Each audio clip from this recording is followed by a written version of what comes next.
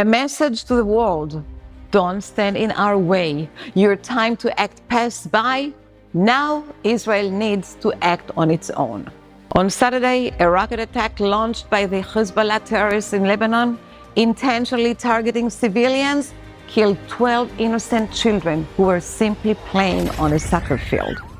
Hezbollah intended to kill innocent Israelis, and they horrifically did. Since the outbreak of the war in Gaza with Hamas on October 7th, Hezbollah had fired thousands of rockets and drones in solidarity with their fellow Islamic terrorists.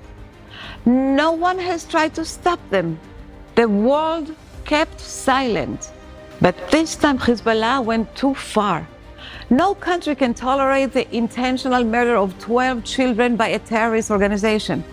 If Israel cannot protect its innocent children playing on a sport field on Saturday afternoon, that it cannot survive.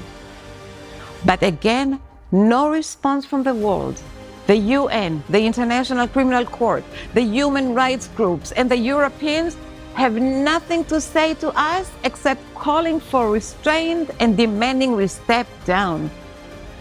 When diplomacy and international law have become so weaponized against the Jewish state, and even our allies can only tell us to restrain ourselves, it really feels like old times. When the world thinks they can slaughter Israelis and we won't retaliate, then our enemies and haters feel free to do it again and again. So enough is enough. The world with its silence needs to know it bears responsibility for this tragedy, for the murders of the children and the Israeli retaliation that will follow. Your refusal to speak out against these thousands of terrorist rockets, your silence against Hezbollah's constant act of murder is what created this situation. Don't blame Israel now for what comes next.